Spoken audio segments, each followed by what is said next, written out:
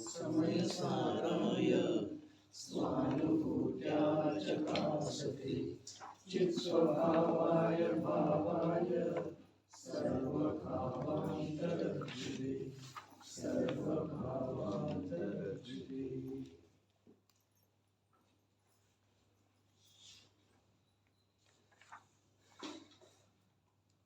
ಸಮಯಸಾರ ಪರಮಾಣುವಿನ ಮೇಲೆ ಆಚಾರ್ಯ ಶ್ರೀ ಅಮೃತಚಂದ್ರದೇವ ವಿರಚಿತ ಆತ್ಮಖ್ಯಾತಿ ಟೀಕೆಯ ಮಧ್ಯದೊಳಗೆ ಉದಿಸಿ ಬಂದಿರುವಂಥ ಅಮೃತಮಯ ಕಲಶಗಳ ಮೇಲೆ ರಾಜಮಂತ್ರಿ ಪಾಂಡೆಯವರು ಬರೆದಿರುವ ಬಾಲಬೋಧಿನಿ ಟೀಕೆಯ ಸ್ವಾಧ್ಯಾಯ ನಡೆದದ್ದು ಇದೆ. ನಿರ್ಜರ ಅಧಿಕಾರದ ಪಂಚಮ ಕಲಶಿದೆ.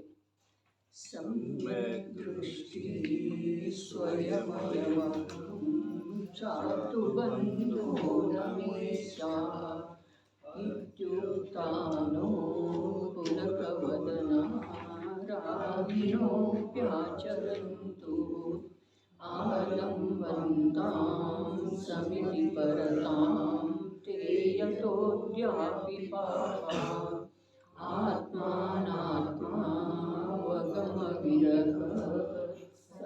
ವಿರಹಾತ್ ಸಂತಿ ಸಮ್ಯಕ್ ತ್ವರಿತಾಃ. ಸಮ್ಯಕ್ ದೃಷ್ಟಿ ಸ್ವಯಮಯವಹಂ ಚಾತು ಬಂಧೋ ನಮೇಶ ಇತ್ಯುಕ್ತಾನೋ ಪುಲಕವದನಾ ರಾಗಿಣೋಪ್ಯಾಚರಂತು ಆಲಂಬಂತಾಂ ಸಮಿತಿ ಪರತಾಂ ತೇ ಯತೋದ್ಯಾಪಿ ಪಾಪಾ ಆತ್ಮಾನಾತ್ಮಾವಗಮ ವಿರಹಾತ್ ಸಂತಿ ಸಮ್ಯಕ್ ತ್ವರಿತಾಃ. ಯಾವುದೇ ಜೀವದ ಸಲುವಾಗಿ ಮೋಕ್ಷದ ಅತ್ಯಂತ ಸಮೀಪ ಕೊಂಡೊಯ್ಯುವಂಥ ಯಾವ ನಿರ್ಜರ ರೂಪದ ಭಾವ ಇದೆ, ಆ ಭಾವದ ವಿವೇಚನೆ ಮಾಡ್ತಾ ಆಚಾರ್ಯ ದೇವರ 5ನೇ ಕಲಶ ಹೇಳಿದರೆ ಅದರ ಮೇಲೆ ಇವರ ಅರ್ಥ ಬರೀತಾ ಇದ್ದಾರೆ. ಈಗ ಹೇಳುವುದೇನೆಂದರೆ, ಸಮ್ಯಕ್ ದೃಷ್ಟಿ ಜೀವನಿಗೆ ವಿಷಯಗಳನ್ನು ಭೋಗಿಸುತ್ತಿದ್ದರೂ ಕರ್ಮಗಳ ಬಂಧವಾಗುವುದಿಲ್ಲ. ಅದರ ಕಾರಣವೇನೆಂದರೆ ಪರಿಣಾಮವು ಅತ್ಯಂತ ನಿರಾಸಕ್ತವಿರುತ್ತದೆ. ಆದುದರಿಂದ ಅವನಿಗೆ ಭೋಗವು ರೋಗದ ಉಪಸರ್ಗದಂತೆ ಭಾಸವಾಗುತ್ತದೆ. ಆದುದರಿಂದ ಕರ್ಮಗಳ ಬಂಧವಾಗುವುದಿಲ್ಲ. ಹೀಗೆಯೇ ಇದೆ. ಯಾವ ಮಿಥ್ಯಾದೃಷ್ಟಿ ಜೀವರುಗಳು ಪಂಚೇಂದ್ರಿಯಗಳ ವಿಷಯ ಸುಖವನ್ನು ಭೋಗಿಸುತ್ತಾರೆ, ಅವರ ಪರಿಣಾಮಗಳು ಸ್ನಿಗ್ಧವಾಗಿರುತ್ತವೆ. ಮಿಥ್ಯಾತ್ವ ಭಾವದ ಪರಿಣಾಮಗಳು ಹೀಗೆಯೇ ಇರುತ್ತವೆ. ಯಾವುದರ ಆಶ್ರಯವಿದೆ? ಆ ಜೀವಗಳು ಮನ್ನಿಸುವುದೇನೆಂದರೆ, ನಾವು ಸಮ್ಯಕ್ ದೃಷ್ಟಿ ಇದ್ದೇವೆ,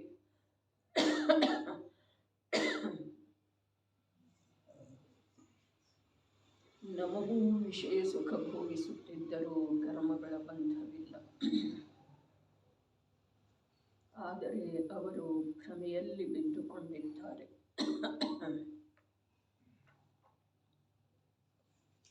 ಅವರಿಗೆ ಕರ್ಮಬಂಧವು ಅವಶ್ಯವಾಗಿ ಇದೆ. ಆದುದರಿಂದ ಆ ಜೀವರುಗಳು ಅವಶ್ಯವಾಗಿ ಮಿಥ್ಯಾದೃಷ್ಟಿಗಳಿದ್ದಾರೆ.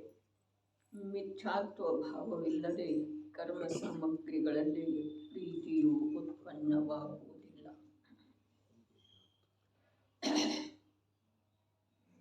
ಇನ್ನು ಕಲಶದ ಪದಖಂಡವನ್ನು ಸ್ವೀಕಾರ ಮಾಡುವುದಕ್ಕಿಂತ ಮುಂಚಿನ ಇಷ್ಟು ಭೂಮಿಕಾ ಹೇಳಿದರು ರಾಜಮಲ್ಜಿ ಪಾಂಡೇರಿ. ನಿಜವಾಗಿ ಇದು 4 ಕಲಶಗಳಲ್ಲೇ ಬಂದಿರುವಂಥ ಭಾವನೆ ಇದೆ. ಆ ಭಾವವನ್ನು ಒಂದು ಸಲ ಪುನರಾವಲೋಕನ ಮಾಡಿಸಿದರು. ಜ್ಞಾನಿ ಜೀವಕ್ಕ, ಸಮ್ಯಕ್ ದೃಷ್ಟಿ ಜೀವಕ್ಕ ಅದೇ ಲೋಕದೊಳಗೆ ಅತ್ಯಂತ ಆಶ್ಚರ್ಯ ಆಗುವಂಥ ಮಾತಿದೆ. ಪಂಚೇಂದ್ರಿಯ ಭೋಗಿಸಿದ್ರೂ ಕೂಡ ಕರ್ಮದ ಬಂಧ ಆಗುವುದಿಲ್ಲ. ಇದು ಮಹಾನ್ ಅಚ್ಚರಿಯನ್ನುಂಟು ಮಾಡುವಂಥ ಮಾತಿದೆ ರೀ. ಯಾಕೆ ಅಂತಂದ್ರೆ ಸ್ವರೂಪ ಹೀಗಿದೆ. ಮಿಥ್ಯಾದೃಷ್ಟಿ ಜೀವ ಸ್ನಿಗ್ಧ ಪರಿಣಾಮದಿಂದ ಯುಕ್ತ ಇರುವ ಕಾರಣ, ಸಮ್ಯಕ್ ದೃಷ್ಟಿ ಜೀವ ಆಸಕ್ತಿ ಅತ್ಯಂತ ಇಲ್ಲದೆ ಇರುವ ಕಾರಣ ವಿಶೇಷಣ ಎರಡು ಹೇಳಿದ್ದಾರೆ. ಒಂದು ಆಸಕ್ತಿ ಇಲ್ಲ, ನಿರಾಸಕ್ತಿಯ ಪರಿಣಾಮ.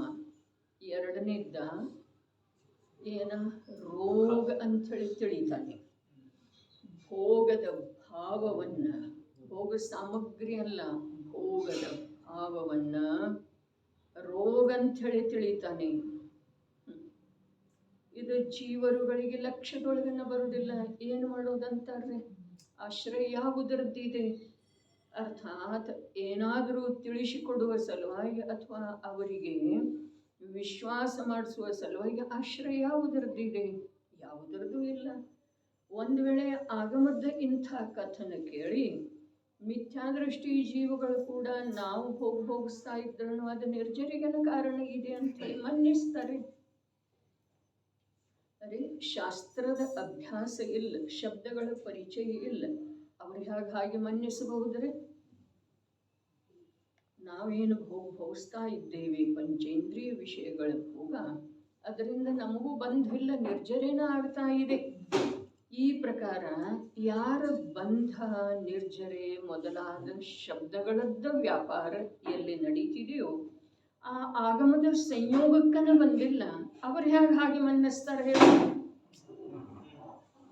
ಮಾತಿದೆ. ಅವ್ರು ಹಾಗೆ ಮನ್ನಿಸಲಿಕ್ಕೆ ಸಾಧ್ಯ ಇದೆ? ಅವರಿಗೆ ಬಂಧ, ನಿರ್ಜರೆ ಮೊದಲಾದ ಪಾರಿಭಾಷಿಕ ಶಬ್ದಗಳ ಯಾವ ಜಿನಾಗಮದಲ್ಲೇನ ಇದ್ದಾವೆ, ಆ ಜಿನಾಗಮದ ಸಂಯೋಗಕ್ಕೆ ಬಂದೇ ಇಲ್ಲ. ಅವರು ಹಾಗೆ ಮನ್ನಿಸಲಿಕ್ಕೆ ಸಾಧ್ಯ ಇದೆ ಹೇಳ್ರಲ್ಲ? ಹಾಗಾದರೆ ಮನ್ನಿಸುವುದಿಲ್ಲನ? ಇಲ್ಲಿ ಹೇಳಿದ್ರ ಅರ್ಥ ಏನಿದೆ, ತಾತ್ಪರ್ಯ ಏನಿದೆ?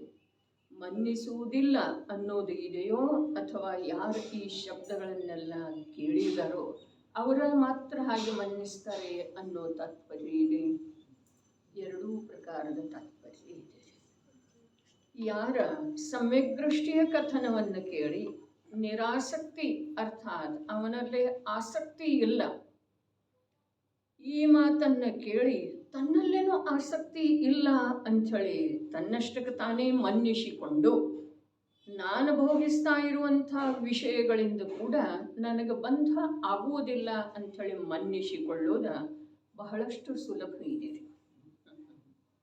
ಆಗಮದ ಅಭ್ಯಾಸ, ಆಗಮದ ಸನಿಹಕ್ಕೆ ಯಾರು ಬಂದಿದ್ದಾರೋ, ಶ್ರವಣ ವಾಚನ ಯಾರು ಮಾಡಿದಾರೋ ಅವರು ಮನ್ನಿಸೋರು. ಅರೆ, ನಮಗೆ ಆಸಕ್ತಿ ಇಲ್ಲ, ಕರ್ಮದ ಉದಯ ಆಗಿದೆ, ಕಾಲದ ಸ್ಥಿತಿ ಹೀಗಿದೆ, ದೀಕ್ಷಾ ತಗೊಳ್ಳುವಂಥ ಯೋಗ್ಯತೆ ಇಲ್ಲ, ಇನ್ನೂ ಬಂದಿಲ್ಲ, ಅದರ ಸಲುವಾಗಿ ನಾವು ಭೋಗದಲ್ಲಿ ನಿಂತುಕೊಂಡಿದ್ದೇವೆ, ಗೃಹಸ್ಥಾವಸ್ಥೆಯಲ್ಲಿ ನಿಂತುಕೊಂಡಿದ್ದೇವೆ, ಅದರ ನಮ್ಮಲ್ಲಿ ಆಸಕ್ತಿ ಇಲ್ಲ, ನಮಗೂ ಕೂಡ ಇದರಿಂದ ನಿರ್ಜರೆ ಆಗ್ತಾ ಇದೆ. ಹೀಗೆ ಮನ್ನಿಸೋದು, ತಿಳ್ಕೊಳ್ಳೋದು ಅತ್ಯಂತ ಸುಲಭ ಇದೆ.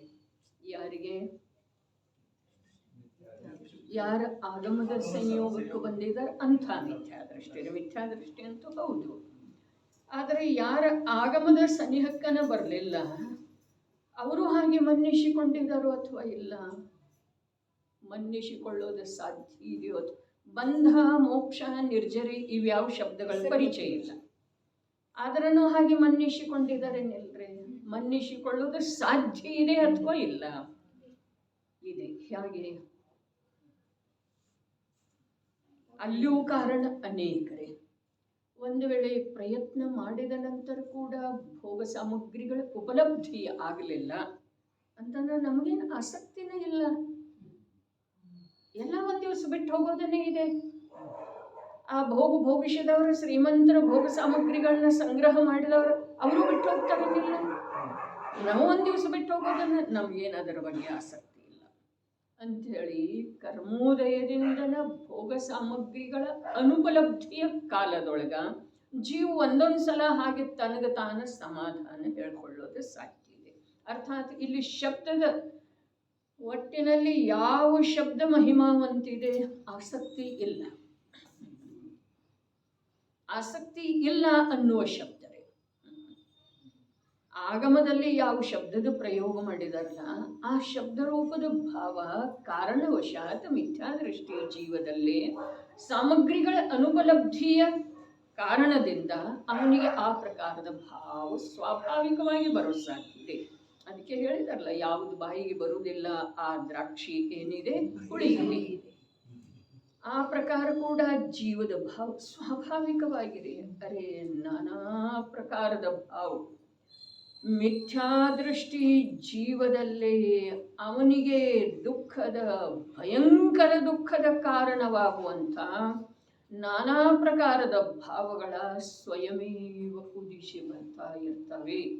ಅವನನ್ನು ಭವಸಾಗರದಲ್ಲಿ ಮುಳುಗಿಸ್ತಾ ಇರ್ತವೆ. ಎಂದಾದರೂ ಒಮ್ಮೆ ಭಾಗ್ಯವಶಾತ್ ಆ ಸಂಜ್ಞೆ ಪಂಚೇಂದ್ರಿಯ ದಶೆಗೆ ಪ್ರಾಪ್ತ ಆದ್ರೂ ಕೂಡ ಅವನ ಭೋಗಾಸಕ್ತಿ ಬಿಡುವುದಿಲ್ರಿ.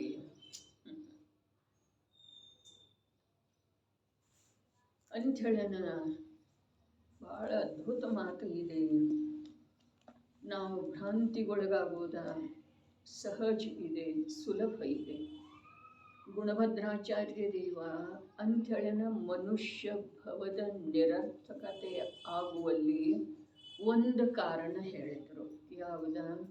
ವಿಷಯದ ತೀವ್ರತೆ, ವಿಷಯದ ಅಭಿಲಾಷೆ. ಅರೆ ವಿಷಯಗಳ ಅಭಿಲಾಷೆ ಬಿಟ್ಟು ಹೋಗೋದ ನಿಜವಾಗಿ ಒಂದು ಅಭೂತಪೂರ್ವ ಕಾರ್ಯ ಇದೆ ಜೀವದೊಳಗ. ಆ ಪ್ರಕಾರದ ಕಾರ್ಯ ಯಾವುದೋ ಒಂದು ವಿರಳ ಜೀವಕ್ಕ ಎಂದೋ ಒಂದು ಸಲ ಕಾಲಲಬ್ಧಿ ಪಡೆದು ಆಗುವ ಸಾಧ್ಯತೆ ಇದೆ. ಪಂಚೇಂದ್ರಿಯ ವಿಷಯಗಳ ಅಭಿಲಾಷೆ ಬಿಟ್ಟು ಹೋಗುವ ಮಾತ ಸಾಮಾನ್ಯ ಇದೆಯನ್ನ ಅದು ತಮ್ಮಲ್ಲೇ ತಾವು ದೀರ್ಘವಾಗಿ ಮತ್ತು ಗಂಭೀರವಾಗಿ ಆಲೋಚನೆ ಮಾಡಬೇಕು. ಅರೆ ವಿಷಯದ ತ್ಯಾಗ ಒಂದು ವೇಳೆ ಆಗಮದ ಅಭ್ಯಾಸದಿಂದ ಯಾವುದೋ ಒಂದು ಪ್ರಕಾರದ ವಿಶೇಷ ಭಾವದಿಂದ ಅಥವಾ ಆಗ್ರಹದ ಭಾವದಿಂದ ವಿಷಯಗಳ ತ್ಯಾಗ ಸ್ವಯಂ ಮಾಡಿದ್ರೂ ಕೂಡ ಆ ವಿಷಯಗಳ ಭೋಗದಲ್ಲಿ ತಮ್ಮ ಮಕ್ಕಳು ವರ್ತಿಸ್ತಾ ಇರುವುದು ನೋಡಿ ಸಂತೋಷ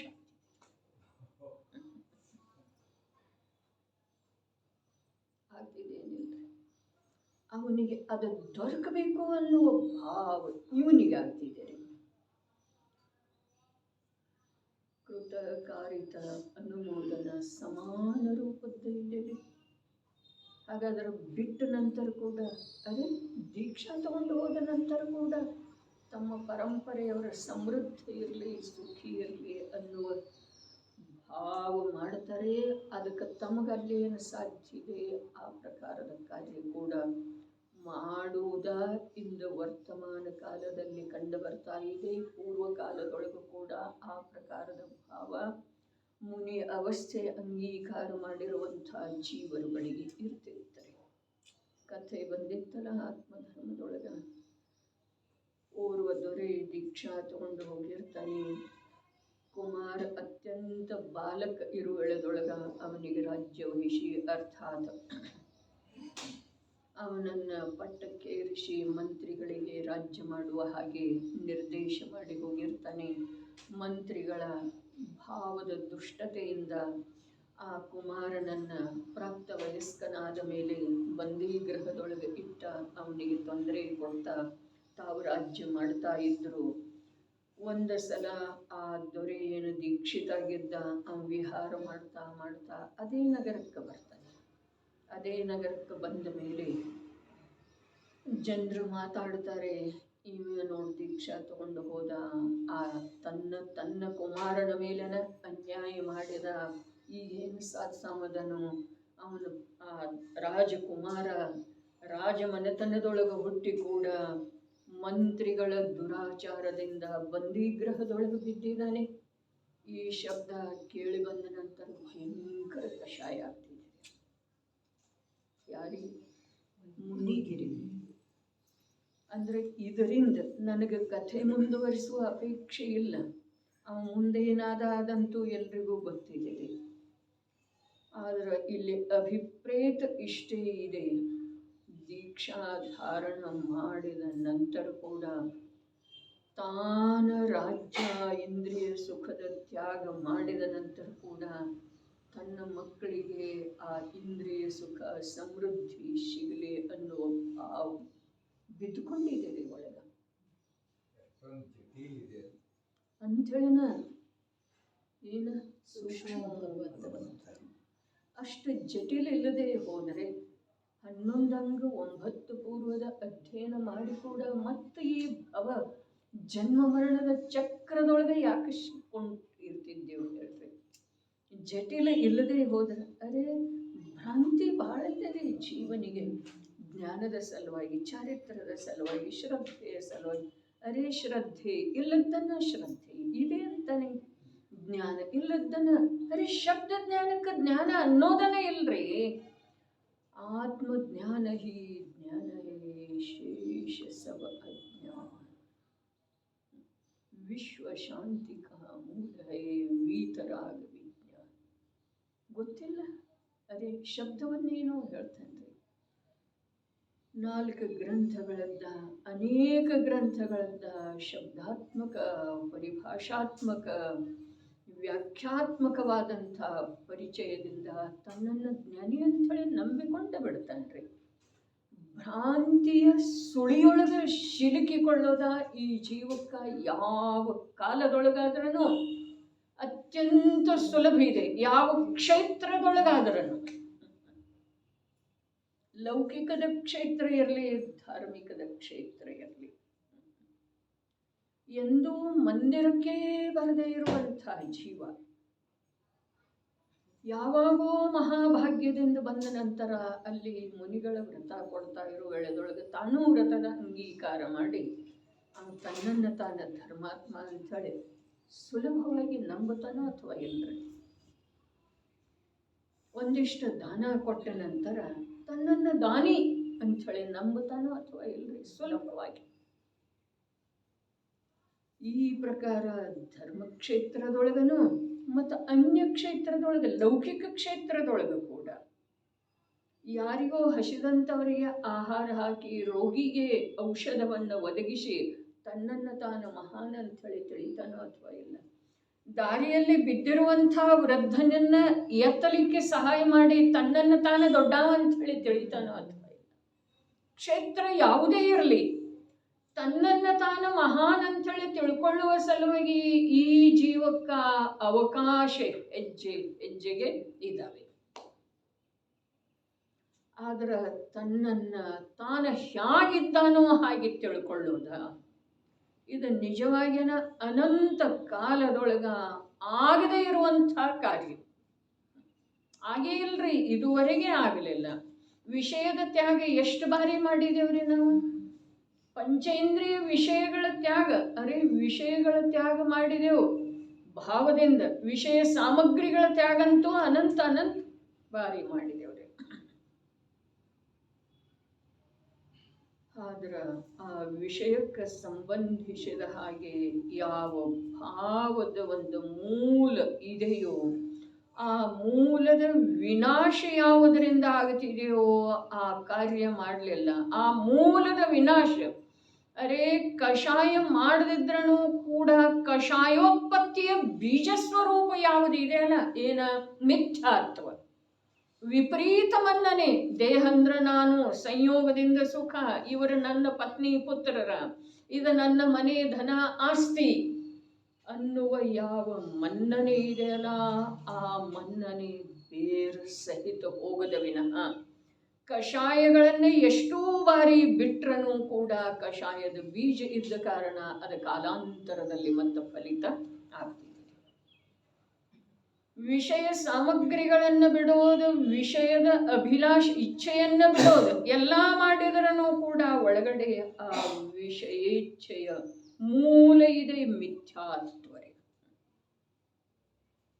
ನಮಗೆ ಅದರ ಕಡೆಗೆ ಗಮನ ಇಲ್ಲ. ಹೊರಗಡೆ ಏನ್ರೆ ಮಾಡಿದ ಕೂಡಲೇ ಬಹಳಷ್ಟು ಅನ್ನಿಸ್ತಿದೆ, ನಾನು ಬಹಳ ಮಾಡಿದೆ. ಜಿನೇಂದ್ರ ಪ್ರಭುವಿನ ದರ್ಶನದ ಸಲುವಾಗಿ ದಿನನಿತ್ಯವೂ ಉದ್ಯಮ ಮಾಡ್ತಾ ಇರುವಂಥ ನಾವು, ಮಂದಿರದ ಕಡೆಗೆ ಗಮನ ಮಾಡ್ತಾ ಇರುವಂಥ ನಾವು, ನಮ್ಮ ಅಂತರಂಗದೊಳಗ ಪ್ರಾಮಾಣಿಕವಾಗಿ ಅವಲೋಕನ ಮಾಡಿದ ನಂತರ ಅಬುದ್ಧಿಪೂರ್ವಕ ಭಾವ ವರ್ತಿಸ್ತಾನೇ ಇದೆ ನಾನು ಧರ್ಮ.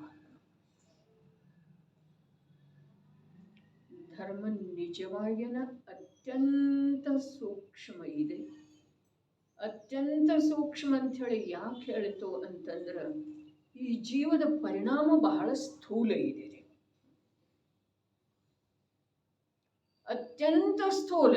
ಯಾವುದೋ ಒಂದು ಭಾವದೀಪಿಕೆ ಒಳಗೆ ಎಂಥ ಮಾತು ಬರ್ತಿದೆ ಅಂತಂದ್ರೆ ಧರ್ಮದ ಯಾವುದೋ ಒಂದು ಅಂಗವನ್ನ ತನ್ನಲ್ಲೇ ಧಾರಣ ಮಾಡಿ ಧರ್ಮಾತ್ಮ ಅಂತೇಳಿ ತನ್ನನ್ನು ತಾನು ನಂಬುತ್ತ, ಧರ್ಮದ ಯಾವುದೋ ಒಂದು ಬಾಹ್ಯಾಂಗವನ್ನ, ಬಾಹ್ಯ ಅಂದರೆ ದೇವದರ್ಶನ, ಸ್ವಾಧ್ಯಾಯ, ದಾನ, ತೀರ್ಥವಂದನೆ, ನೀರು ಶೋಧಿಸುವಿಕೆ, ರಾತ್ರಿ ಭೋಜನದ ತ್ಯಾಗ, ಕಂದಮೂಲದ ತ್ಯಾಗ, ಇವೆಲ್ಲ ಬಹಳಷ್ಟಾದವರಲ್ಲೇ ಒಂದಿದ್ರೇ ಇವನಿಗೆ ಧರ್ಮದ ಮನ್ನಣೆ ಇದೆ.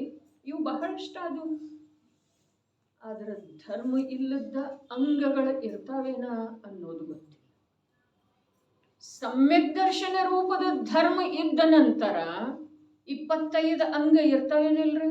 8 ದೋಷ, 8 ಗುಣ, ಸಮ್ಯಕ್ತ್ವದ 8 ಗುಣ, 8 ಮದರಹಿತ, 3 ಮೂಢತೆ ರಹಿತ, 6 ಅನಾಯತನ ರಹಿತ, ಈ ಪ್ರಕಾರ ಅವೆಲ್ಲ ಇರ್ತಾವ್ರಿ. ಮತ್ತು ಅವೆಲ್ಲ ಇದ್ದ ನಂತರ ಸಮ್ಯಕ್ತ್ವ ಇರುವುದರದ ನಿಯಮ ಇಲ್ಲ. ಇದು ಧರ್ಮದ ಸೂಕ್ಷ್ಮತೆ ಇದೆ. ಅದಕ್ಕೆ ಯಾರೇನು ಮಾಡೋದು? ಅದಕ್ಕೆ ಇಲ್ಲಿ ಶಬ್ದ ಏನು ಹೇಳಿದ್ರು? ಯಾವುದರ ಆಶ್ರಯವಿದೆ? ಯಾವುದರ ಆಶ್ರಯವಿದೆ? ಆ ಜೀವರುಗಳು ಮನ್ನಿಸುವುದೇನೆಂದರೆ, ಎಲ್ಲಿ ನೋಡಿದರೂ ಯಾವ ಭಾವ ಯಾವ ಕಾರಣದಿಂದ ಬಂದರೆ ರಾಜಮಲ್ ಪಾಂಡೆಯವರಿಗೆ ನಿರ್ಜರಾಧಿಕಾರದ ಕಲಶಗಳ ಮೇಲೆ ಟೀಕೆ ಬರೀತಾ ಇರುವೆಳೆದೊಳಗ 4 ಕಲಶದೊಳಗಿನ ಒಂದು ಪ್ರಕಾರದ ಸಾರಾಂಶವನ್ನ ಗ್ರಹಣ ಮಾಡಿ ಭೂಮಿಕಾ ಹೇಳಿದಾರಲ್ಲ, ಆ ಜೀವರುಗಳಿಗೆ ಅಂತ ಹೇಳಿ ಅನ್ಬೇಕಾದ್ರ ಅವರ ದೃಷ್ಟಿಯೊಳಗ ಆ ಸಮಯದಲ್ಲಿ ಪ್ರತ್ಯಕ್ಷ ಆಗಿ ಮನ್ನಿಸ್ತಾ ಇರುವಂಥವ್ರು ಕಂಡಿರಬೇಕು ಅಥವಾ ಇಲ್ರಿ? ಯಾವ ಕಾಲಕ್ಕಾದ್ರೂ ಇರೋರ್ರಿ ಸಮ್ಯಕ್ ದೃಷ್ಟಿಗೆ. ಅದಕ್ಕೆ ಹೇಳ್ತಿದ್ರು, ಸಮ್ಯಕ್ ದೃಷ್ಟಿಗೆ ಲೋಕೆಲ್ಲ ಹುಚ್ಚರ ಹಾಗೆ ಕಾಣಿಸ್ತಿದೆ. ಸಮ್ಯಕ್ ದೃಷ್ಟಿ ಜೀವ ಲೋಕದ ಜನರ ದೃಷ್ಟಿಯೊಳಗ ಹುಚ್ಚರ ಹಾಗೆ ಕಾಣಿಸ್ತಾನೆ. ಅವನ ವರ್ತನೆ ಹಾಗಿರ್ತಿದೆ.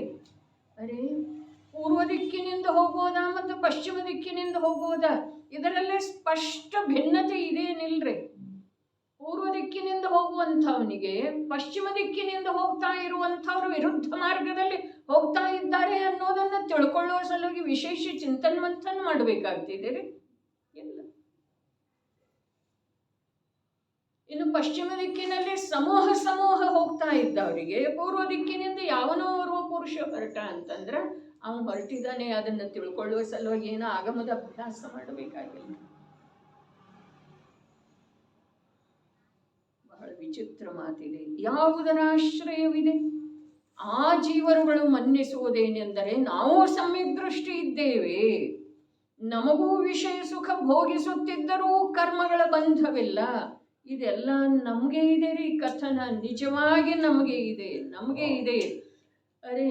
ಯಾವ ವಚನವನ್ನ ಜ್ಞಾನಿಗಳ ನೋಡಿದರೂ ಕೂಡ ನೋಡುವುದಿಲ್ಲ, ನುಡಿದರೂ ಕೂಡ ನುಡಿಯುವುದಿಲ್ಲ, ನಡೆದರೂ ನಡೆಯುವುದಿಲ್ಲ ಅಂಥೇಳಿ ಹೇಳಿದರಲ್ಲ, ನಮ್ಮದು ಹಾಗೆ ಇದೆ. ನಮಗೇನು ಆಸಕ್ತಿ ಇಲ್ಲಪ್ಪ, ಏನಾಗೋದಾಗಲಿ ಅಂತೀವೋ ಅಥವಾ ಇಲ್ಲ?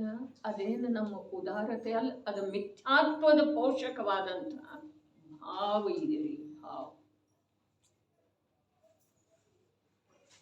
ಧರ್ಮ ನಿಜವಾಗಿ ಬಹಳ ದೂರ ಇದೆ, ಬಹಳ ದೂರ. ಧರ್ಮ ಅನ್ನುವಂಥ ಯಾವ ಶಬ್ದ ಇದೆ ಅಲ್ಲ, ಏನ್ರಿ? ಧರ್ಮ ಅನ್ನುವಂಥ ಶಬ್ದ ಇದೆ ಅಲ್ಲ, ಎಷ್ಟು ಅಕ್ಷರ ಅದಾವ್ರಿ? 2 ಅದಾವ್ರಿ. ಧರ್ಮ ಈ ಎರಡೂವರೆ ಅಕ್ಷರಗಳದ್ದ ಯಾವುದು ಒಂದು ಶಬ್ದ ಇದೆಯೋ ಆ ಶಬ್ದದೊಳಗೆ ಕೂಡ ಮಹಾನ ಮಹಾನ ಮಹಾನ ಲೋಕದಲ್ಲಿ ಎಲ್ಲೂ ಇಲ್ಲದೆ ಇರುವಂಥ ಸ್ವರ್ಗ ಸುಖದಲ್ಲಿ ಇರಲ್ಲದೆ ಇರುವಂಥ ಒಂದು ಅಪೂರ್ವ ಶಾಂತಿಯ ಗಂಧ ಇದೆ. ಲೋಕದಲ್ಲಿ ಏನು ಹೇಳ್ತಾ ಇದೆ ಸ್ವಲ್ಪ ಲಕ್ಷ್ಯದೊಳಗೆ ತಗೊಳ್ರಿ. ಧರ್ಮ ಅನ್ನುವಂಥ ಎರಡೂವರೆ ಅಕ್ಷರದ ಶಬ್ದದೊಳಗ ಶಬ್ದ ಧರ್ಮ ಧರ್ಮ ಅನ್ನುವಂಥ ಶಬ್ದದೊಳಗೆ ಕೂಡ ಆ ಶಬ್ದ ಯಾರ ದೃಷ್ಟಿಪಥದೊಳಗೆ ಬರ್ತಿದೆಯೋ, ಯಾರ ಕರ್ಣಪಟಲದ ಮೇಲೆ ಬಂದು ಅಪ್ಪಳಿಸ್ತಿದೆಯೋ ಅವರಿಗೆ ಲೋಕದಲ್ಲಿ ಯಾವುದರ ಆಶ್ರಯದಿಂದನೂ ಸಿಗದೇ ಇರುವಂಥ ಬೇರೆ ಆದಂಥ ಒಂದು ಸುಖ ಅರ್ಥಾತ್ ಶಾಂತಿಯ ಗಂಧ ಬರ್ತಿದೆ. ತಮಗೆ ಹೇಗೆ ತಿಳಿತಿದೆ ಅಥವಾ ಹೇಗೆ ತಿಳಿಸ್ಬೇಕು ಅನ್ನೋದು ನನಗೆ ಗೊತ್ತಿಲ್ಲ. ಶಬ್ದ ರೀ, ಬರೇ ಶಬ್ದ. ಧರ್ಮ, ಆತ್ಮ. ಆತ್ಮ ಅನ್ನುವ ಶಬ್ದ ಅದೂ ಎರಡೂವರೆ ಅಕ್ಷರ. ಮೋಕ್ಷ, ಮೋಕ್ಷ ಅನ್ನುವಂಥ ಶಬ್ದ ಅದೂ ಎರಡೂವರೆ ಅಕ್ಷರ. ಆದ್ರೆ ಆ ಶಬ್ದಗಳ ಕರ್ಣಪಟಲದ ಮೇಲೆ ಬಿದ್ದ ನಂತರ ಒಂದು ವೇಳೆ ಜೀವ ಅಲ್ಲಿ ಇದ್ದ ಅಂತಂದ್ರೆ, ಅವ ದೇಹರೂಪ ಇದ್ದ ಅಂತಂದ್ರೆ ಅಲ್ಲೇನು ಪ್ರಭಾವ ಆಗುದಿಲ್ಲ. ಅವ ಸಂಯೋಗದೊಳಗೆ ಮೂರ್ಛಿತ ಇದ್ದ ಅಂತಂದ್ರೆ ಅಲ್ಲೇನು ಪ್ರಭಾವ ಆಗುದಿಲ್ಲ. ಅರೆ ನಿಜವಾಗಿನ ಜೀವದ ಕರ್ಣಪಟಲದ ಮೇಲೆ ಅಥವಾ ದೃಷ್ಟಿಪಥದೊಳಗೆ ಧರ್ಮ, ಆತ್ಮ, ಮೋಕ್ಷ ಈ ಶಬ್ದಗಳು ಬಂದು ಅಂತಂದ್ರೆ ಅವನಿಗೆ ಲೋಕದಲ್ಲಿ ಯಾವುದರ ಆಶ್ರಯದಿಂದ ಕೂಡ ಆಗಿರದೇ ಇರುವಂಥ ಶಾಂತಿಯ ಗಂಧ ಬರ್ತಿದೆ. ಅದರದ್ದು ವಿಚಾರ ತಾವು ನಿಧಾನಕ್ಕೆ ಸ್ವಲ್ಪ ಗಂಭೀರ ಆಗಿ ಮಾಡೋದು, ಮನೆಯಲ್ಲಿ ವಿಚಾರ ಮಾಡೋದು. ಧರ್ಮ ಶಬ್ದ ನಮಗೆ ಇಟ್ಟಿರುವಂಥ ನಾಮದಲ್ಲಿ ನಾಮರೂಪದ ಶಬ್ದ. ಆ ಎರಡು ಶಬ್ದಗಳಲ್ಲಿ ವ್ಯತ್ಯಾಸ ಎಷ್ಟಿದೆ ಕಂಡುಕೊಳ್ಳೋದ? ನಮಗೆ ಇಟ್ಟಿರುವಂಥದ್ದು ಅಥವಾ ನಾವು ಇಟ್ಟಿದ್ದೇವಲ್ಲ ಯಾರಿಗೋ ನಾಮ ಸಂಜ್ಞೆ, ಆ ಶಬ್ದದೊಳಗ ಮತ್ತು ಧರ್ಮ ಶಬ್ದದೊಳಗ ವ್ಯತ್ಯಾಸ ಯಾವ ಪ್ರಕಾರದ್ದು ಇದೆ? ಆತ್ಮ ಶಬ್ದದೊಳಗ, ಆ ನಾಮರೂಪದ ಶಬ್ದದೊಳಗ, ಮೋಕ್ಷ ಶಬ್ದದೊಳಗ ಮತ್ತು ನಾವು ಆಚರಣೆ ಮಾಡ್ತಾ ಇರುವಂಥ ಸುಖದ ಸಲುವಾಗಿ ಮಾಡ್ತಾ ಇರುವಂಥ ಪ್ರಯತ್ನದೊಳಗ ಯಾವ ಪ್ರಕಾರದ ವ್ಯತ್ಯಾಸ ಇದೆ ಕಂಡುಕೊಳ್ಳೋದು. ಧರ್ಮಶಾಸ್ತ್ರದ ಶಬ್ದಗಳಲ್ಲಿ ಇಲ್ಲ, ಆದರೆ ಶಬ್ದದ ಗರ್ಭದೊಳಗೆ ಯಾವ ಭಾವ ನಿಹಿತ ಇದೆಯೋ ಆ ಭಾವವನ್ನ ಜ್ಞಾನ ನೇತ್ರದಿಂದ, ಅರೆ ಎಂಥ ಜ್ಞಾನ? ಇಂದ್ರಿಯ ಜ್ಞಾನ ಅಲ್ಲ, ಪರಸನ್ಮುಖ ಜ್ಞಾನ ಅಲ್ಲ, ಸಹಜ ಜ್ಞಾನ. ಜ್ಞಾನ ನೇತ್ರದಿಂದ ಅವಲೋಕನ ಮಾಡಿದ ನಂತರ ಜೀವನಿಗೆ ಶಾಸ್ತ್ರದಲ್ಲಿ ಬರುವಂಥ ಶಬ್ದಗಳದ್ದು ಮಹಿಮೆ ಬರ್ತಿದೆ. ಆ ಶಬ್ದಗಳ ಮಹಿಮೆ ಯಾವುದರ ಸಲುವಾಗಿ ಬರ್ತಿದೆ ಅಂತಂದ್ರೆ ಆ ಶಬ್ದದೊಳಗೆ ಯಾವ ಅಂತರಂಗದ ನಿಜಾತ್ಮನ ಧರ್ಮ, ಆತ್ಮ, ಮೋಕ್ಷಕ್ಕೆ ಸಂಬಂಧಿಸಿದ ಯಾವ ಮಾತು ಇದೆಯಲ್ಲ ಅದಕ್ಕೆ ಸಂಬಂಧಿಸಿದಿರುವಂಥ ಭಾವ ಅವನಿಗೆ ಲಕ್ಷ್ಯದೊಳಗೆ ಬರುವುದರಿಂದ ಆ ಶಬ್ದದ ಮಹಿಮೆ ಕೂಡ ಬರ್ತಿದೆ. ಯಾವ ಶಬ್ದ ಅನೇಕ ಅದಾವ್ರಿ, ಆದ್ರೆ ಈಗ 3 ಹೇಳಿತಲ್ಲ, ಅವುಗಳ ಆತ್ಮ, ಧರ್ಮ, ಮೋಕ್ಷ, ಈ 3ರ ಯಾವ ಭಾವ ಇದೆಯಲ್ಲ ಒಳಗಡೆ, ಆ ಭಾವದ ಕಡೆಗೆ ತೆಗೆದುಕೊಂಡು ಹೋಗುವಂಥ ಸಂಕೇತ ಮಾಡುವಂಥ ವಾಕ್ಯಗಳ ಜಿನಾಗಮದಲ್ಲಿ ಅದಾವ್ರಿ. ಆ ವಾಕ್ಯಗಳದ ಮಹಿಮೆ ನಮಗೆ ಯಾವಾಗ ಬರೋದ ಅಂತಂದ್ರೆ ಅವುಗಳ ಕಡೆ ನಮ್ಮ ಲಕ್ಷ್ಯ ಹೋಯ್ತು ಅಂತಂದ್ರೆ, ಯಾವವುಗಳ ಕಡೆ 2 ಹೇಳ್ತಲ್ಲ ಅವುಗಳ ಕಡೆ. ಈ ಸಂಸಾರದೊಳಗ ಜೀವನಿಗೆ ಆತ್ಮನ ಮಾತ, ವಸ್ತುವಿನ ಧರ್ಮದ ಮಾತ, ಜೀವದ ದುಃಖದಿಂದ ಮುಕ್ತಿಯ ಮಾತು ಇವನ ಕರ್ಣಪಟಲದ ಮೇಲೆ ಬೀಳೋದು, ಇವನ ಬುದ್ಧಿಯೊಳಗೆ ಅದರದ ಸ್ವೀಕಾರ ಆಗೋದು, ಇದು ನಿಜವಾಗಿ ಮಹಾನ್ ಮಹಾನ್ ಮಹಾನ್ ಅಲ್ಲ, ಅಪೂರ್ವ ಭಾಗ್ಯದ ಮಾತಿದೆ. ಎಷ್ಟು ತಿಳಿತಿದೆ ತಾವು ತಿಳ್ಕೊಳ್ಳಿಕ್ಕೆ ಪ್ರಯತ್ನ ಮಾಡೋದು. ಜಿನಾಗಮದಲ್ಲಿ ಏನಿದೆ? ಆತ್ಮನ ಕಥೆ ಇದೆ. ಜಿನಾಗಮದಲ್ಲಿ ಏನಿದೆ? ವಸ್ತು ಧರ್ಮದ ಕಥೆ ಇದೆ.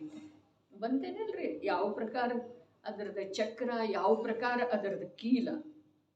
ಜಿನಾಗಮದಲ್ಲಿ ಏನಿದೆ? ಓದು ವೇಳೆದೊಳಗೆ ಏನು ಬೇಕ? ಆತ್ಮನ ಮಹಿಮೆ. ಯಾವುದರ ಕಥೆ ಇದೆ? ವಸ್ತು ಸ್ವರೂಪದ ಕಥೆ, ವಸ್ತು ಧರ್ಮದ ಕಥೆ ಇದೆ. ಜೀವದ ಧರ್ಮೇನ, ಉದ್ಗಲದ ಧರ್ಮೇನ, ರಾಗದ ಸ್ವಭಾವೇನ, ವೀತರಾಗತೆಯ ಸ್ವಭಾವೇನ, ಇವುಗಳದ್ದೇ ಕಥನ ಬರ್ತಿದೆ. ಒಂದಿದೆ ಆತ್ಮನ ಕಥೆ ಇದೆ, ಅರ್ಥಾತ್ ನನ್ನ ಕಥೆ ಇದೆ. ಎರಡನೇದಿದೆ ವಸ್ತುವಿನ ಧರ್ಮದ ಕಥೆ ಇದೆ. ವತ್ತು ಸಹಾವೋ ಧಮ್ಮೋ, ಧರ್ಮ ಎಲ್ಲಿದೆ? ವಸ್ತುವಿನ ಸ್ವಭಾವವನ್ನು ತಿಳಿದುಕೊಳ್ಳುವುದರೊಳಗೆ ಧರ್ಮ ಇದೆ ರೀ. ತಿಳಿದುಕೊಳ್ಳುವುದರೊಳಗೆ ಧರ್ಮ ಇದೆ. ತಿಳಿದುಕೊಳ್ಳುವುದರಿಂದ ಮೋಕ್ಷ ಆಗ್ತಿದೆ. ಯಾವುದು ಮೋಕ್ಷವನ್ನ ಪ್ರಾಪ್ತ ಮಾಡಿಸ್ತಿದೆಯೋ, ಯಾವುದು ಮೋಕ್ಷವನ್ನ ತೋರಿಸ್ತಿದೆಯೋ ಅದು ಧರ್ಮ ಇದೆ. ಅದರ ನೋಡವ್ರ್ಯಾರ? ಆತ್ಮ. ಕಥೆ ಯಾರ್ದಿದೆ? ಆತ್ಮಂದೇ ಇದೆ. ಕಥೆ ಯಾರ್ದಿದೆ? ವಸ್ತುವಿನ ಧರ್ಮದ್ದೇ ಇದೆ. ವಸ್ತುವಿನ ಧರ್ಮ, ಧರ್ಮ ಅರ್ಥಾತ್ ಸ್ವಭಾವ. ವತ್ತು ಸ್ವಭಾವೋ ಧಮ್ಮೋ, ವಸ್ತುವಿನ ಸ್ವಭಾವ ಏನಿದೆ ಅದ ಧರ್ಮ ಇದೆ.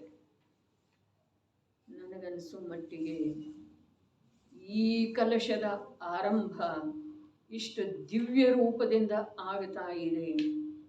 ಅರೆ, ಆಗಮದ ಅಧ್ಯಯನ ಮಾಡುವ ವೇಳೆದೊಳಗೂ ಕೂಡ ಆತ್ಮನ ಮಹಿಮೆ ಅಧಿಕ. ಅರ್ಥಾತ್ ಆಗಮದ ಶಬ್ದ, ಪ್ರತಿಯೊಂದು ಶಬ್ದದಿಂದ ತನ್ನ ಆತ್ಮ ಮೇಲೆದ್ದ ಬರುವಂತಹ ಕಾರ್ಯ ಆಗಲಿಲ್ಲ ಅಂತಂದ್ರೆ ಆಗಮದ ಅಧ್ಯಯನ ನಿರರ್ಥಕ ಇದೆ. ಇನ್ನು ಎರಡನೇದಾಗಿ ಆಗಮದ ಅಧ್ಯಯನ ಮಾಡುವ ವೇಳೆದೊಳಗೂ ವಸ್ತುವಿನ ಸ್ವಭಾವ ರೂಪ ಧರ್ಮದ ಮನವರಿಕೆ ಆಗಲಿಲ್ಲ ಅಂತಂದ್ರೆ ಆಗಮದ ಅಧ್ಯಯನ ನಿರರ್ಥಕ ಇದೆ. ಬರೇ ಆಗಮದ ಅಧ್ಯಯನ ಅಲ್ಲ, ಆಗಮದ ಅಧ್ಯಯನದ ಸಲುವಾಗಿ ಪೂರ್ವ ಭವಗಳಲ್ಲಿ ಸಂಪಾದನೆ ಮಾಡಿರುವ ಭಾಗ್ಯ ನಿರರ್ಥಕ. ಅದೇ ನಿರ್ಜನಾಧಿಕಾರದ ಪಂಚಮ ಕಲಶ ಇದೆ ರೀ. ಭೂಮಿಕಾ ಎಷ್ಟು ಭದ್ರ ಆಗಬೇಕು ವಿಷಯ ತಿಳ್ಕೊಳ್ಳುವ ಸಲುವಾಗಿ. ಅರೆ, ಸಂಪೂರ್ಣ ಜನಾಗಮ ಯಾವುದರ ಸಲುವಾಗಿದೆ? ನಿರ್ಜರಿಗೆ ಕಾರಣೀಭೂತವಾದಂಥ ಭಾವ ತನ್ನಲ್ಲೇ ಉತ್ತರೋತ್ತರ ಬೆಳೆಯುವ ಸಲುವಾಗಿ, ಮೋಕ್ಷದ ಸನಿಹಕ್ಕೆ ಹೋಗುವಂಥ ಜ್ಞಾನ ಉತ್ತರೋತ್ತರ ವೃದ್ಧಿ ಆಗಬೇಕಾಗಿದೆ. ಆಗಮ ತೆಗೆದ ಕೂಡಲೇ ಮಹಿಮಾ ಯಾರ್ದು ಬೇಕು? ದೇಹದ್ದೋ, ಸಂಯೋಗದ್ದೋ, ಪ್ರಾಪ್ತ ಅವಸ್ಥೆದ್ದೋ, ಯಾವುದರದ್ದು ಬೇಕ? ಆತ್ಮಂದು ಬೇಕು. ಆತ್ಮನ ಮಹಿಮೆಯನ್ನ ಆಧಾರವಾಗಿಟ್ಕೊಂಡ ಆಗಮ ತೆಗೆದ ನಂತರ ಅಲ್ಲಿ ವಸ್ತು ಸ್ವಭಾವ ರೂಪದ ಧರ್ಮ ಪ್ರತಿಯೊಂದು ಶಬ್ದದ ಮೂಲಕ ಎದ್ದು ಬರ್ತಿದ್ದಾರೆ. ಎಲ್ಲಿ ವಸ್ತುವಿನ ಸ್ವಭಾವ, ವಸ್ತು ಎರಡದ, ಒಂದು ಜಡ ಒಂದು ಚೇತನ. ಜಡ ಸ್ವಭಾವವನ್ನು ಮೀರಿ ಎಂದೂ ಪರಿಣಮನ ಮಾಡುವುದಿಲ್ಲ. ಜೀವ ಚೈತನ್ಯ ಸ್ವಭಾವವನ್ನು ಮೀರಿ ಎಂದೂ ಪರಿಣಮನ ಮಾಡುವುದಿಲ್ಲ. ಇಷ್ಟು ತಿಳಿತಾ ಹೋಯ್ತು ಅಂತಂದ್ರೆ ಈ ತಿಳಿಯುವಿಕೆನ ನಿರ್ಜರಿ ಇದೆಯೋ ಅಥವಾ ಇಲ್ರಿ? ಇದು ಮೋಕ್ಷದ ಸನಿಹಕ್ಕೆ ಕೊಂಡೊಯ್ತಿದೆಯೋ ಅಥವಾ ಇಲ್ರಿ? ಹಾಗಾದ್ರೆ ಆ ರೂಪದಿಂದ ನಮ್ದು ಸ್ವಾಧ್ಯಾಯ ಆಗಿದೆಯಲ್ಲ. ಇಂಥ ದುರಾಗ್ರಹ ಮಾತ್ರ ಬೇಕಾದಷ್ಟು ಇದೆ ರೀ. ಎಂಥದ್ದ? ನಾವು ಸಮ್ಯಕ್ ದೃಷ್ಟಿ ಇದ್ದೇವೆ, ನಮ್ಮ ಭೋಗ ಕೂಡ ನಿರ್ಜರಿಗೆ ಕಾರಣ ಇದೆ. ಬಹಳ ಅದ್ಭುತ ಮಾತಿದೆ ರೀ. ಆ ಜೀವರುಗಳು ಮನ್ನಿಸುವುದೆಂದರೆ ಯಾವ ಜೀವರುಗಳ ನಡೆಯರು ಮತ್ತೊಮ್ಮೆ ಮೇಲೆ. ಈಗ ಹೇಳುವುದೇನೆಂದರೆ, ಸಮ್ಯಕ್ ದೃಷ್ಟಿ ಜೀವನಿಗೆ ವಿಷಯಗಳನ್ನು ಭೋಗಿಸುತ್ತಿದ್ದರೂ ಕರ್ಮಗಳ ಬಂಧವಾಗುವುದಿಲ್ಲ. ಏನು ಹೇಳಿದ್ರಿಲ್ಲಿ? ಸಮ್ಯಕ್ ದೃಷ್ಟಿ ಜೀವನಿಗೆ ಪ್ರತಿಯೊಂದು ಶಬ್ದದ ಮೇಲೆ ಬುದ್ಧಿ ಸಂಪೂರ್ಣ ಶಕ್ತಿ, ಜ್ಞಾನ ಶಕ್ತಿಯನ್ನ ಇಲ್ಲಿ ಉಪಯೋಗ ಮಾಡೋದ್ರೆ ಏನು ಹೇಳ್ತಾ ಇದ್ದರು? ಸಮ್ಯಕ್ ದೃಷ್ಟಿ ಜೀವನಿಗೆ ವಿಷಯಗಳನ್ನು ಭೋಗಿಸುತ್ತಿದ್ದರೂ ಕರ್ಮಗಳ ಬಂಧ ಆಗುವುದಿಲ್ಲ.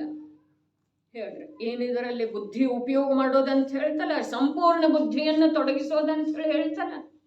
ಏನು ಬಂತ ಈ ವಾಕ್ಯದೊಳಗ?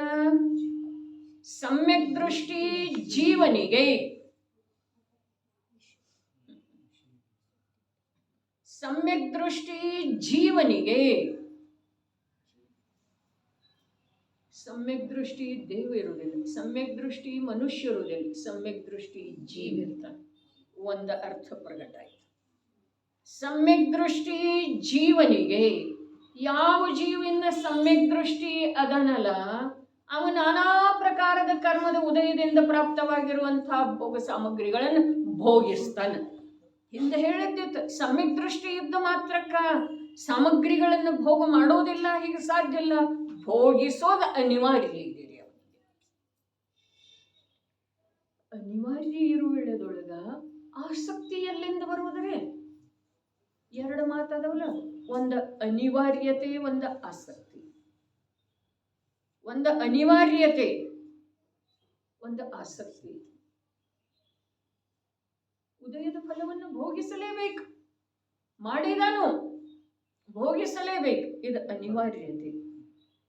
ಮತ್ತು ಎಂದೋ ಒಮ್ಮೆ ಕುಚಿತ್ತಾಗಿ ತನ್ನ ಇಷ್ಟದ ಅನುಸಾರ, ಇಚ್ಛೆಯ ಅನುಸಾರ ಬಾಹ್ಯ ಸಾಮಗ್ರಿಗಳ ಕಂಡು ಬಂದು ಅಂತಂದ್ರೆ ಅದರಲ್ಲಿ ಆಸಕ್ತ ಆಗೋದು ಅವಲ್ರೇ,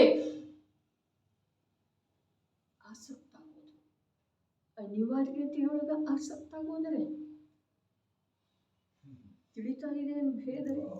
ಅನಿವಾರ್ಯತೆಯೊಳಗೆ ತಾನು ಮಾಡಿದ್ದನ್ನ ಭೋಗಿಸಲೇಬೇಕು. ಆ ಸಾಮಗ್ರಿಗಳು ಎದುರಾಗೋನ ಅದು ಅನಿವಾರ್ಯ ಇರುವೆಳದೊಳಗೆ ಅಲ್ಲಿ ಆಸಕ್ತಿ ಮಾಡಿದ್ರೆ ಇವನ ಹೀನ ಬುದ್ಧಿಗೆ ಯಾರೇನ ಹೇಳೋ ಸಾಧ್ಯ ಇದೆ?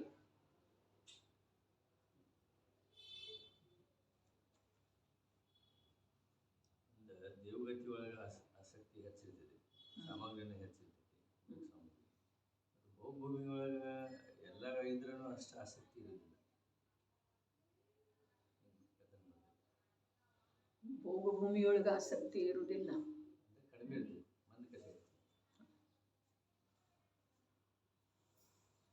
ಆಮೇಲೆ ಇಲ್ಲಿ ಪ್ರಶ್ನೆ ಏನಿದೆ? ಏನಿಲ್ಲ, ವಿಷಯ ಹೇಳಿದ್ರು ಅಥವಾ ಪ್ರಶ್ನೆ ಇದೆ? ವಿಷಯ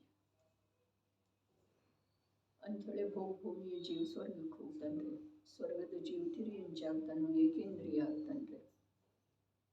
ಅಂದ್ರೆ ಆಸಕ್ತಿಗೆ ಸಾಮಗ್ರಿ ಕಾರಣ ಇಲ್ಲ. ಇದು ಒಂದು ಮೂಲ ಮಾತು. ಆಸಕ್ತಿಗೆ ಸಾಮಗ್ರಿ ಕಾರಣ ಇಲ್ಲ, ಆದರೆ ಇವನ ಆಸಕ್ತಿ ಸಾಮಗ್ರಿಗಳ ಕಡೆಗೆ ಲಕ್ಷ್ಯ ಹಾಕಿ ಬೆಳೀತಾ ಇತ್ತು ಅಂತಂದ್ರೆ ಅವುಗಳನ್ನು ಕಾರಣ ಅಂತೇಳಿ ಹೇಳುವಂಥ ಪ್ರಸಂಗ ಇದೆ ರೀ. ಅದಕ್ಕೆ ಪುದ್ಗಲ ವಿಪಾಕಿ ಮತ್ತು ಜೀವ ವಿಪಾಕಿ ಬಂತಲ್ಲ, ಅಲ್ಲಿ ಭೇದ ಏನಿದೆ ರೀ? ಜೀವ ವಿಪಾಕಿ ಯಾವುದು ಇದೆಯೋ, ಪುದ್ಗಲ ವಿಪಾಕಿ ಯಾವುದು ಇದೆಯೋ, ಅರೆ ಪುದ್ಗಲ ವಿಪಾಕಿ ಕರ್ಮದ ಕಾರಣದಿಂದ ಜೀವನಿಗೆ ಸ್ವಯಮೇವ ತನ್ನಲ್ಲೇ ತಾನ ಆಸಕ್ತಿ ಆಗಿರೋ ವೇಳೆದೊಳಗೆ ಅದರ ಕಾರಣದಿಂದ ಅಂಥೇಳಿ ಹೇಳೋದಿದೆ ರೀ. ದೃಷ್ಟಾಂತ ಕೊಟ್ಟಿದ್ದಾರೆ ಭಾವದೀಪಿಕೆಯೊಳಗ. ಅಧ್ಯಯನ ಮಾಡಲಿಕ್ಕೆ ಬೇಕ್ರಿ.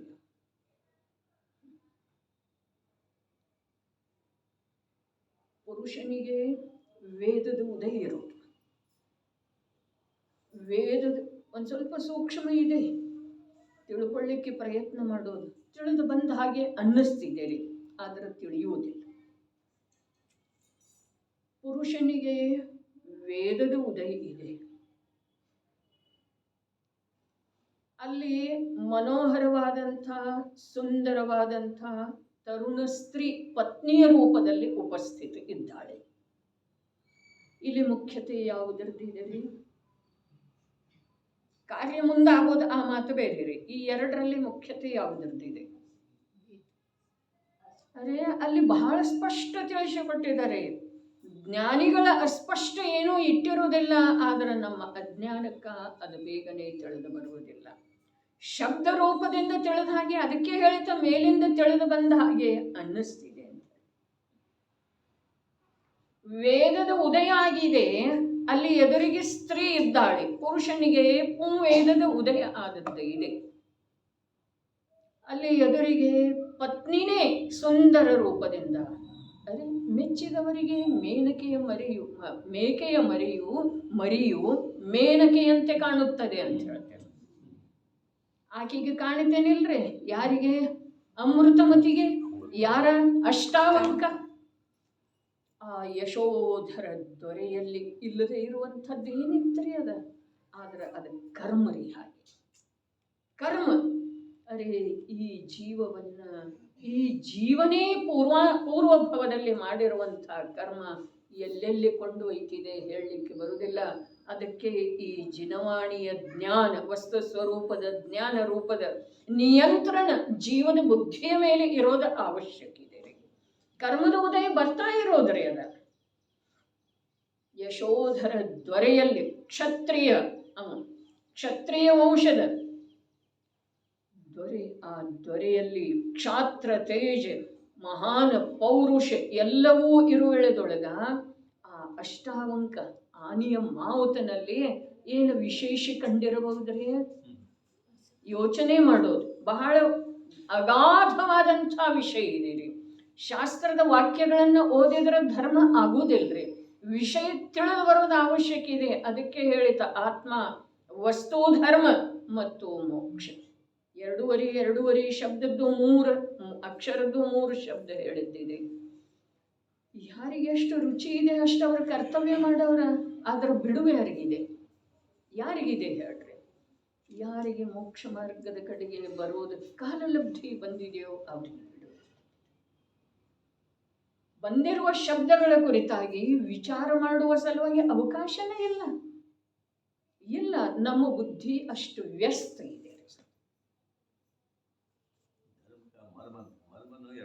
ಮರ್ಮ ಇಲ್ಲ ಅಂತಂದ್ರೆ ಧರ್ಮ ಇರೋದನ್ನೇ ಇಲ್ರಿ. ಏನು ಹೇಳ್ತು? ಮರ್ಮಂದ್ರನ ಧರ್ಮ, ಮರ್ಮಂದ್ರನ ಏನು ಹೇಳ್ತು? ಆತ್ಮ.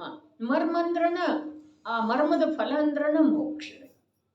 ವಸ್ತುವಿನ ಸ್ವಭಾವ ಯಾವ ಪ್ರಕಾರ ಭಿನ್ನ ತ್ರಿಕಾಲಿ ನಿರಂತರ ತನ್ನ ಸ್ವಭಾವದ ಉಲ್ಲಂಘನೆ ಮಾಡದೆ ಪರಿಣಮನ ಆಗುವುದು. ಇದು ಲಕ್ಷ್ಯದೊಳಗೆ ಬಂದ ನಂತರ ತನ್ನನ್ನ ಊರ್ಧ್ವವಾಗಿ ಇರಿಸಿದ ನಂತರ ಆ 3 ಲೋಕದ ತುದಿಯ ಮೇಲೆ ಇರುವಂತಹ ಮೋಕ್ಷ ಅಸಾಧ್ಯ ಅಂತೂ ಇಲ್ಲದೆ. ಈಗ ನಮ್ದು ಭಾವದೀಪಿಕೆಯ ಮಾತೇನು ನಡೆದಿತ್ತು? ಯಾವನೋ ಓರ್ವ ಪುರುಷನಿಗೆ ವೇದದ ಉದಯ ಆಗಿದೆ, ಎದುರಿಗೆ ಪತ್ನಿನೇ ಇದ್ದಾಳೆ, ಪಾಪ ಮಾಡುವ ಮಾತೇ ಇಲ್ಲ, ಸುಂದರ ಇದ್ದಾಳೆ, ಮುಂದವ ಕಾರ್ಯ ಪ್ರವೃತ್ತ ಆಗ್ತಾನೆ, ಆ ಮಾತು ಬೇರೆ. ಆದರೆ ಇಲ್ಲಿ ಮುಖ್ಯ ಇದೆ ವೇದರೆ. ಆಮೇಲೆ ಅಲ್ಲೇ ಇನ್ನೊಂದು ಮಾತು, 2ನೇ ಮಾತು ಹೇಳ್ತಾರೆ, ಪುರುಷನಿಗೆ ಸುಂದರವಾದಂಥ ತರುಣ ಪತ್ನಿಯನ್ನು ನೋಡ್ತಾನೆ. ಆಮೇಲೆ ವೇದದ ಉದಯ ಆಗ್ತಿದೆ. ಏನು ತಿಳಿತಾರೆ? ವೇದದ ಉದಯ ಇದೆ, ಸುಂದರ ಪತ್ನಿ ದೃಷ್ಟಿಗೋಚರ ಆಗ್ತಾಳೆ. ಕರ್ಮದ ಜೊತೆಗೆ ಅಭೇದನೆ ಇದೆಲ್ಲ, ಪರಿಣಾಮ ಬೇರೆಯಲ್ಲಿದೆ ಜೀವದ ಹೇಳ್ರಿ. ಕರ್ಮದ ಉದಯದ ಅನುರೂಪವಾಗಿ ಪರಿಣಮನ ಮಾಡುವುದೇ ಸಂಸಾರಿ ಮಿಥ್ಯಾದೃಷ್ಟಿ ಜೀವರುಗಳ ಕರ್ತವ್ಯ ಇದೆ. 2 ಹೇಳಿದ್ದೈತಿ, 2 ಸಮಾನಾರ್ಥವಾಚಿ ಅಲ್ಲ. ಸಂಸಾರಿ ಮತ್ತು ಮಿಥ್ಯಾದೃಷ್ಟಿ ಏನ್ರಿ ಸಮಾನಾರ್ಥವಾಚಿ ಅಲ್ಲ, 2 ಅರ್ಥ ಉಳ್ಳದ್ದು ಅದಾವ. ಸಂಸಾರಿ ಮಿಥ್ಯಾದೃಷ್ಟಿ ಜೀವರುಗಳದ ಕರ್ತವ್ಯನೇ ಇದೆ, ಏನ? ಕರ್ಮದ ಉದಯದ ಅನುಸಾರ ಪರಿಣಮನ ಮಾಡು. ಸಂಸಾರಿ ಮತ್ತು ಮಿಥ್ಯಾದೃಷ್ಟಿ ಇಬ್ಬರದು 2 ಅದಾವ, ಸಮಾನಾರ್ಥ ಇಲ್ಲ ಅಂತ ಹೇಳ್ತಾರೆ. ಅದು 2 ಹೇಗ ಅನ್ನೋದು ನಂತರ. ಆದರೆ ಇಲ್ಲಿ ಜೀವ ವಿಪಾಕಿ ಮತ್ತು ಕುದ್ಗಲ ವಿಪಾಕಿ ಕರ್ಮದ ಮಾತ್ರ ಹೇಳುವುದೊಳಗ ಒಂದೇ ದೃಷ್ಟಾಂತವನ್ನ ಎರಡು ರೂಪವಾಗಿ ಸ್ಪಷ್ಟ ಮಾಡಿದ್ದಾರೆ. ಏನಿಲ್ಲ, ಸಹಜ ಇದ್ದವ ಪುರುಷ, ಸುಂದರವಾದಂಥ ವಸ್ತ್ರ ಆಭೂಷಣಗಳಿಂದ ಪರಿಭೂಷಿತಳಾದಂಥ ತರುಣಿ ಇರುವಂಥ ರೂಪ ಸುಂದರ ಇರುವಂಥ ಪತ್ನಿಯನ್ನು ನೋಡಿದ ನಂತರ ಅವನಿಗೆ ವೇದದ ಉದಯ. ಸುಮ್ಮನೆ ಇದ್ದವ. ಇನ್ನೋರ್ವ ಪುರುಷನಿಗೆ ವೇದದ ಉದಯ ಆಯ್ತು, ಆಮೇಲೆ ಅವಳ ದೃಷ್ಟಿಗೋಚರ.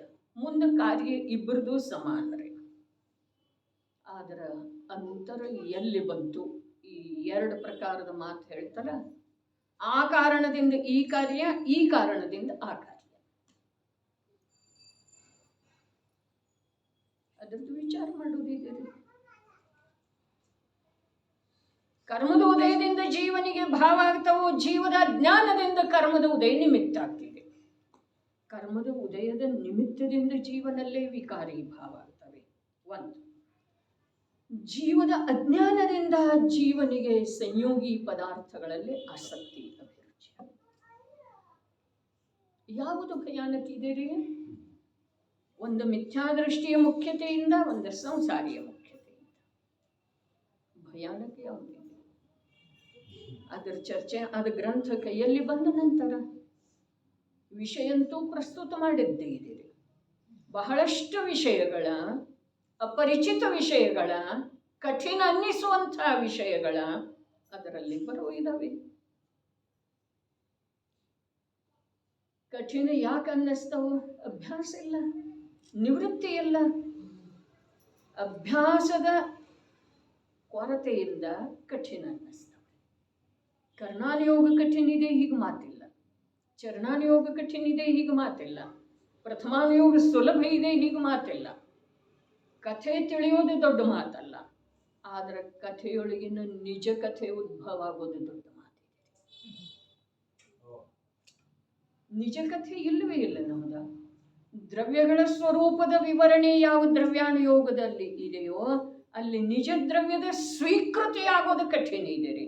ಕೇಳಲಿಕ್ಕೆ ಸುಲಭ ಇದೆ. ಜೀವ ಬೇರೆ, ಉದ್ಗನ ಬೇರೆ, ದೇಹ ಬೇರೆ, ಕರ್ಮ ಬೇರೆ, ಜೀವ ಬೇರೆ, ರಾಗ ಬೇರೆ, ಸಂಯೋಗ ಬೇರೆ, ಪದಾರ್ಥಗಳ ಬೇರೆ, ಲೋಕದ ಸ್ಥಿತಿಗತಿಗಳು ಬೇರೆ. ಅರೆ ಹೇಳೋದ ಸುಲಭ, ಆದ್ರೆ ಅವುಗಳಿಂದ ಬೇರೆ ತನದ ಶ್ರದ್ಧೆ, ನಿರ್ಣಯ ಆಗೋದ ಬಹಳ ಕಠಿಣ.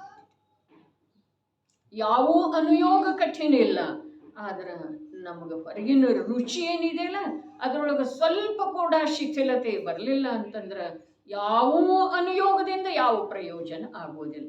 ಯಾವ ಪ್ರಯೋಜನ ಬರೀ ವೀತರಾಗ ಭಾವದ ಉತ್ಪತ್ತಿ ಆಗಬೇಕು, ಬೇರೆ ಯಾವುದೂ ಇಲ್ಲ. ಏನು ಹೇಳಿದ್ರೆ ಇಲ್ಲಿ ಒಂದೇ ವಾಕ್ಯ ಮೊದಲಿಂದ, ಸಮ್ಯಕ್ ದೃಷ್ಟಿ ಜೀವನಿಗೆ ವಿಷಯಗಳನ್ನು ಭೋಗಿಸುತ್ತಿದ್ದರೂ ಕರ್ಮಗಳ ಬಂಧವಾಗುವುದಿಲ್ಲ. ಸಂಖ್ಯಾಪೇಕ್ಷಾದಿಂದ ಜೀವ ಒಬ್ಬದನ್ರಿ. ಹಿಂದಿನ ಕಲಶದ ಕೊನೆಗೆ ತಾತ್ಪರ್ಯ ಏನು ತೆಗೆದದ್ದಿದೆ? ರಾಶಿ ರಾಶಿ ಪುದ್ಗಲಗಳ ಮಧ್ಯದೊಳಗ ಒಂದು ಚೈತನ್ಯದ ಕಾಂತಿಯನ್ನು ಗುರುತಿಸುವುದಿದೆ, ಒಂದು ಸಮಯದ ಚಿತ್ ಪ್ರಕಾಶವನ್ನು ಗುರುತಿಸುವುದಿದೆ.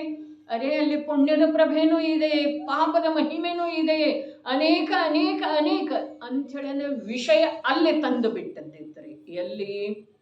ಜೀವ ಒಬ್ಬ.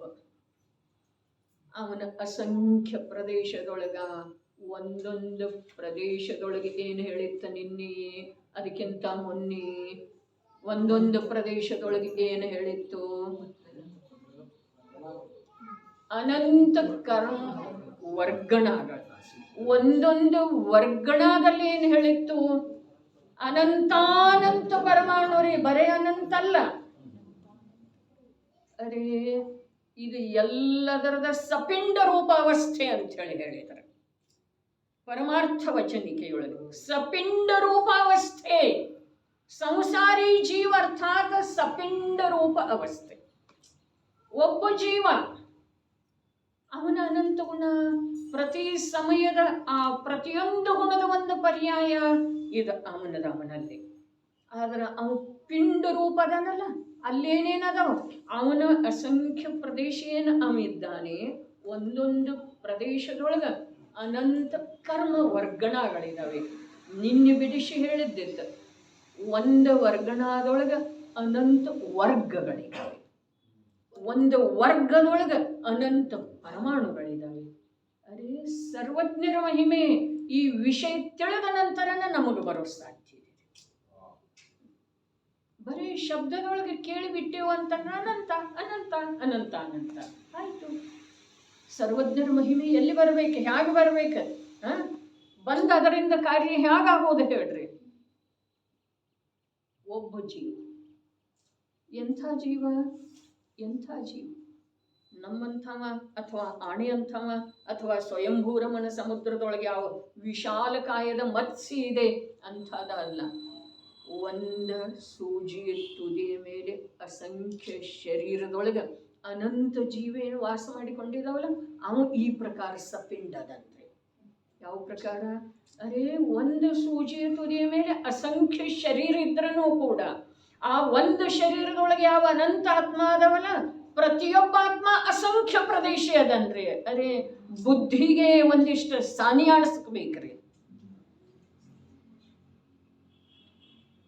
ಬುದ್ಧಿ ಮೊಂಡಾಗಿದೆ ರೀ, ಹರಿತಾಗಬೇಕದು. ಏನು ಹೇಳಿತು? ಸೂಜಿ ತುದಿಯ ಮೇಲೆ ಅಸಂಖ್ಯ ಶರೀರದವಲ್ಲ, ಅಲ್ಲೇ ಇದ್ದು ಬಂದೇವಪ್ಪ, ಅನಂತ ಕಾಲ ಇದ್ದು ಬಂದೇವು. ಮತ್ತೆ ಇಲ್ಲಿ ಇಷ್ಟು ದೊಡ್ಡ ಸ್ಥಾನ ಮಾಡುವ ಅವಶ್ಯಕತೆ ಏನಿದೆ? ಏನಿದೆ ನಿಂದ ಆಶ್ರಯ? ಯಾವುದರದಿದೆ ನಿನಗೆ? ಯಾವುದರ ಆಶ್ರಯದಿಂದ ದೊಡ್ಡ ಸ್ಥಾನ ಮಾಡೋದ್ರಿ? ಅಭಿಮಾನ ಮಾಡೋದ, ಅಹಂಕಾರ ಮಾಡೋದ, ಕರ್ತೃತ್ವ ಮಾಡೋದ, ಸ್ವಾಮಿತ್ವ ಮಾಡೋದ?